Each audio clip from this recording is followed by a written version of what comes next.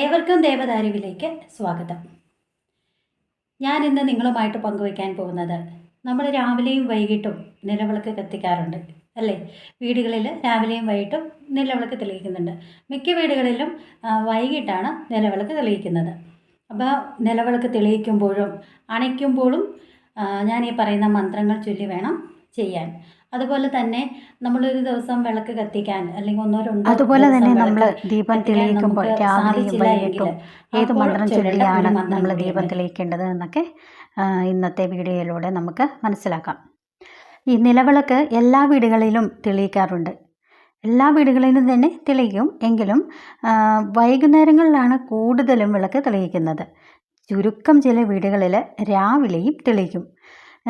വിളക്ക് തെളിയിക്കുമ്പോൾ നമ്മൾ പലരും പല രീതിയിലാണ് വിളക്കൊക്കെ തെളിയിക്കുന്നത്.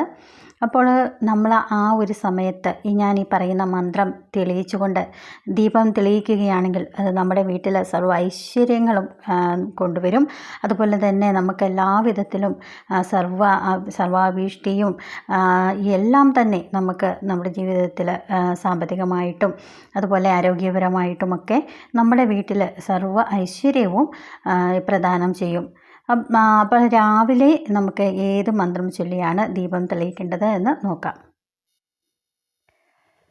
ദീപം ജ്യോതി പരബ്രഹ്മം ദീപം സർവതപോപകം ദീപേന സാധ്യതേ സർവം പ്രഭാതദീപം നമോസ്തുതേ ശുഭം കരോത് കല്യാണം ആയുരാരോഗ്യവർദ്ധനം സർവശത്രുവിനാശായ പ്രഭാതദീപം നമോ നമഃ.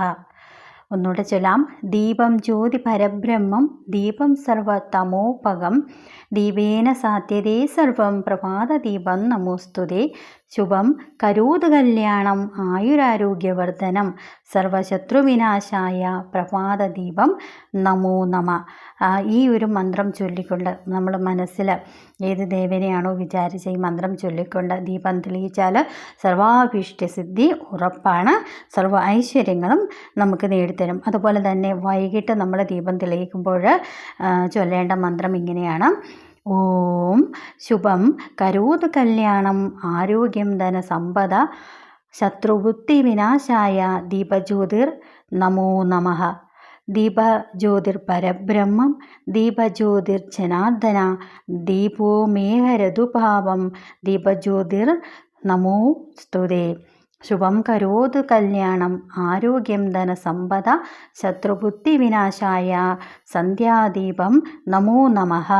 ദീപജ്യോതിർ പരബ്രഹ്മ ദീപജ്യോതിർ ജനാർദ്ദന ദീപോ മേഘരതുഭാവം സന്ധ്യാദീപം നമോസ്തുതേ. ഇങ്ങനെയും ചൊല്ലാം. അപ്പോൾ ഞാനീ പറഞ്ഞ ഈ രണ്ട് രാവിലെയും വൈകിട്ടും ഈ ഓരോ മന്ത്രങ്ങൾ നമ്മൾ മനസ്സിൽ നമ്മുടെ ഇഷ്ടദേവനെ മനസ്സിൽ കരുതിക്കൊണ്ട് അല്ലെങ്കിൽ ഇഷ്ടദേവതയെ മനസ്സിൽ വിചാരിച്ചുകൊണ്ട് ദീപം തെളിയിച്ചാൽ സർവ്വ ഐശ്വര്യങ്ങളും നമുക്ക് നേടിത്തരും. നമ്മുടെ വീട് ഐശ്വര്യം കൊണ്ട് നിറയും.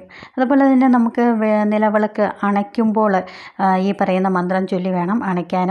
ഇത് നമ്മുടെ വീട്ടിൽ സർവ്വ ഐശ്വര്യം വീട്ടിലെത്തിക്കുകയും ഈശ്വര ചൈതന്യം നമ്മുടെ വീട്ടിലെല്ലാം തന്നെ നിറഞ്ഞ് ഏവർക്കും മനസ്സുഖവും സന്തോഷവും ഒക്കെ ലഭിക്കുന്നതാണ്. മഹാലക്ഷ്മിയും പരമശിവനും ഒക്കെ നമ്മളെ അനുഗ്രഹിക്കും. ഈ മന്ത്രം ചൊല്ലി വിളക്കണയ്ക്കുന്ന സ്ത്രീകൾ നമ്മുടെ വീട്ടിലുണ്ടെങ്കിൽ ലക്ഷ്മി ദേവിയുടെ കൃപാകടാക്ഷം ഉറപ്പായിട്ടും അവർക്ക് ലഭിച്ചിരിക്കും. നമ്മുടെ ഓരോരുത്തരുടെയും വീടുകളിൽ നമ്മൾ വിളക്ക് തെളിയിച്ച് കഴിഞ്ഞാൽ കുറഞ്ഞത് ഒരു അരമണിക്കൂറെങ്കിലും നമ്മൾ ദീപം തെളിയിച്ച് വെക്കണം. ഏറ്റവും കൂടിയത് 2 മണിക്കൂർ. ഇപ്പോൾ വൈകിട്ട് ഒരു 6 മണി അല്ലെങ്കിൽ 6:15 സമയത്ത് ദീപം തെളിയിച്ചാൽ വൈകിട്ട് ഒരു 8 മണി വരെയെങ്കിലും കൂടിയ നേരം നമുക്കത് തെളിയിച്ച് വയ്ക്കുന്നത് കൊണ്ട് യാതൊരു കുഴപ്പവുമില്ല.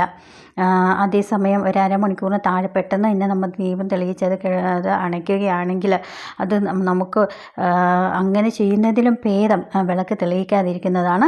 ഒരു അരമണിക്കൂർ അല്ലെങ്കിൽ ഒരു 40 മിനിറ്റ് എങ്കിലും നമ്മൾ വിളക്ക് അണയ്ക്കാതെ തെളിയിച്ച് വെച്ചാൽ അത് നമുക്ക് സർവ്വ അഭിഷ്ടിയും നമ്മുടെ വീട്ടിൽ എത്തിക്കുന്നതാണ്. അതുപോലെ തന്നെ വിളക്ക് അണയ്ക്കുമ്പോൾ കൈകൊണ്ട് വീശിയോ ഊതിയോ ഒന്നും നമുക്ക് വിളക്ക് അണയ്ക്കരുത്. കാരണം അത് വലിയൊരു ദോഷം നമുക്ക് വരുത്തി വയ്ക്കും. വിളക്ക് വയ്ക്കുന്ന നമുക്ക് വിളക്കത്ത് വയ്ക്കുന്ന കുറേ പുഷ്പങ്ങളൊക്കെ വെച്ചല്ലേ നമ്മൾ പൂജിക്കുന്നത്. അപ്പോൾ ആ ഒരു പുഷ്പത്തിൻ്റെ ഒരു തണ്ട് കൊണ്ടോ അല്ലെങ്കിൽ സാമ്പ്രാണിത്തിരിയുടെ കത്തിയ അവശിഷ്ടത്തിൻ്റെ ആ ഒരു അഗ്രഭാഗമില്ലേ, തണ്ട്, ആ ഒരു തണ്ട് കൊണ്ടൊക്കെ പതുക്കെ നമ്മളൊരു സൂര്യൻ എങ്ങനെയാണോ കടലിൽ താഴുന്നത് അതുപോലെ മെല്ലെ എണ്ണയിൽ താഴ്ത്തി തിരി അണയ്ക്കാം. ഇങ്ങനെ അണയ്ക്കുന്നതാണ് ഏറ്റവും ഉത്തമം. അത് നമുക്ക് മഹാഭാഗ്യം കൊണ്ടുതരും. കാരണം അല്ലാതെയൊക്കെ നമ്മൾ പെട്ടെന്ന് തിരി അണയ്ക്കുകയോ അല്ലെങ്കിൽ പെട്ടെന്ന് അത് കിടത്താതിനെ വലിച്ചെറിയുകയോ ഒക്കെ ചെയ്താൽ അത് വളരെയധികം അനർത്ഥം നമ്മുടെ ജീവിതത്തിൽ കൊണ്ടുവരും. തിരി അണയ്ക്കുമ്പോൾ ഞാൻ ഈ ചൊല്ലാവുന്ന അല്ലെങ്കിൽ ഞാൻ നിങ്ങളുമായിട്ട് പങ്കുവയ്ക്കാൻ പോകുന്ന ഈ ഒരു മന്ത്രം ചൊല്ലി നമ്മൾ ദീപം അണയ്ക്കുകയാണെങ്കിൽ അത് നമ്മുടെ ജീവിതത്തിൽ വലിയ മാറ്റങ്ങളൊക്കെയാണ് കൊണ്ടുവരുന്നത്. മന്ത്രം ചൊല്ലാം. നമ്മൾ രാവിലെയാണ്, പ്രഭാതത്തിലാണ് വിളക്ക് തെളിയിച്ചിട്ട് അണയ്ക്കുന്നതെങ്കിൽ ആ സമയത്ത് ഈ മന്ത്രം ചൊല്ലുക. അതിന് നമ്മൾ സൂര്യമന്ത്രം എന്ന് പറയും. സൂര്യമന്ത്രം എന്ന് പറയുന്ന ആ മന്ത്രം: ഓം വിശ്വരൂപായ നമഃ, ഓം ഈശായ നമഃ, ഓം ജയായ നമഃ, ഓം ഭാസ്കരായ നമഃ, ഓം ആദിത്യായ നമഃ.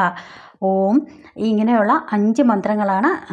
അത് ഓം വിശ്വരൂപായ നമഃ, ഓം ഈശായ നമഃ, ഓം ജയായ നമഃ, ഓം ഭാസ്കരായ നമഃ, ഓം ആദിത്യായ നമഃ എന്ന ആ ഒരു മന്ത്രം ഇങ്ങനെ മനസ്സിൽ പറഞ്ഞുകൊണ്ട് അല്ലെങ്കിൽ അത് ചൊല്ലിക്കൊണ്ട് നമ്മൾ പതുക്കെ നമ്മുടെ ദീപം അണയ്ക്കാവുന്നതാണ്. ഇത് നമുക്ക് വളരെയധികം ഐശ്വര്യം നമ്മുടെ ജീവിതത്തിൽ കൊണ്ടുതരും.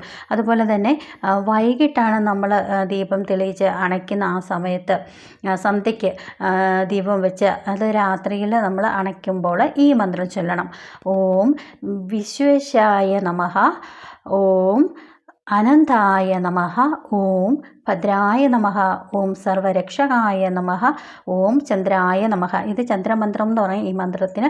ഇതും 5 എണ്ണമാണുള്ളത്.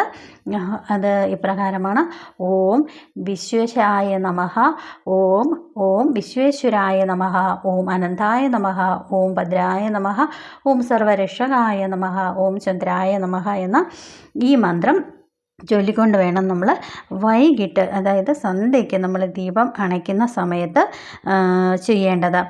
ഇങ്ങനെ ചൊല്ലിക്കൊണ്ട് നമ്മൾ തിരി അണയ്ക്കാവുന്നതാണ്. രാവിലെ സൂര്യമന്ത്രവും വൈകിട്ട് ചന്ദ്രമന്ത്രവും ചൊല്ലി വേണം തിരി അണയ്ക്കുവാനായിട്ട്.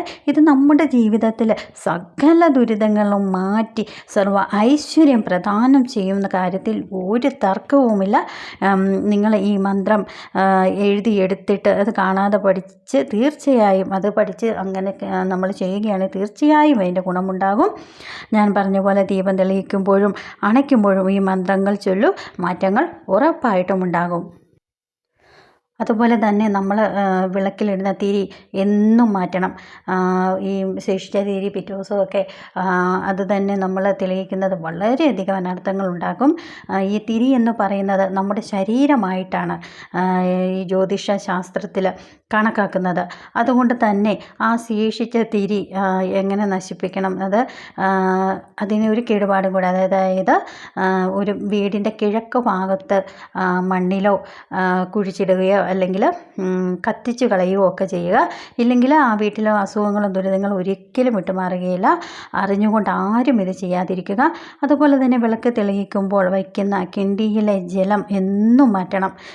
ശുദ്ധമായ ജലമായിരിക്കണം എല്ലാ ദിവസവും വയ്ക്കേണ്ടത്.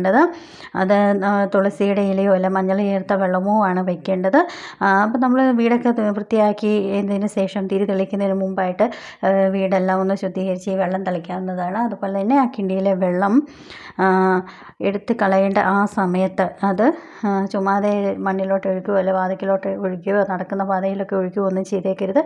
അത് നമുക്ക് പൂജയ്ക്കെടുക്കുന്ന പുഷ്പങ്ങൾ ഉണ്ടല്ലോ, പൂജയ്ക്കെടുക്കുന്ന പൂക്കൾ ഉണ്ടാവുന്ന ചെടികളിലെ തുളസി, ചെത്തി, മുക്കുറ്റി അങ്ങനെയുള്ള ഏതെങ്കിലും ഒരു ചെടിയുടെ ചുവട്ടിൽ ഒഴിക്കുക. അത് പുണ്യമാണ് അങ്ങനെ ചെയ്യുന്നത്.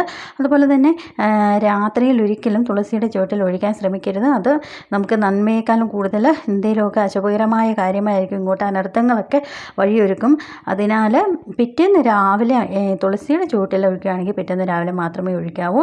അതുപോലെ തന്നെ ഒരു ദിവസം നമുക്ക് വിളക്ക് തെളിയിക്കാനായിട്ട് സാധിച്ചില്ല എങ്കിൽ നമുക്ക് പിറ്റേ ദിവസം തെളിയിക്കുമ്പോൾ ക്ഷമാപണ മന്ത്രം ചൊല്ലാം. ഓം കരചരണകൃതം വാ കായജം കർമ്മജം വാ ശ്രവണനയനജം വാ മാനസം വാപരാധം വിഹിതമവിഹിതം സർവമേ തക്ഷമസ്സു ജയ ജയ കാരുണാബ്ദി ശ്രീ മഹാദേവ ശംഭോ എന്ന ആ ഒരു മന്ത്രം നമുക്ക് ചൊല്ലിക്കൊണ്ട് മനസ്സിൽ ചൊല്ലിക്കൊണ്ട് നമുക്ക് ക്ഷമാപണ മന്ത്രം ചൊല്ലിയാൽ നമുക്ക് അത് ഒരു ദിവസം തെളിയിക്കാതിരിക്കുന്നതിൻ്റെ ആ ഒരു ദോഷമുണ്ടെങ്കിൽ അത് അപ്പോൾ തന്നെ മാറുന്നതായിരിക്കും.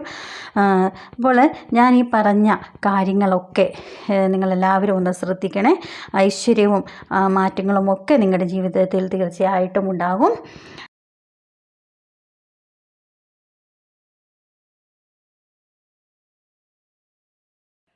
ആദ്യമായിട്ടാണ് നിങ്ങൾ എൻ്റെ ചാനൽ കാണുന്നതെങ്കിൽ ദയവായി സബ്സ്ക്രൈബ് ചെയ്യാൻ ശ്രമിക്കണേ.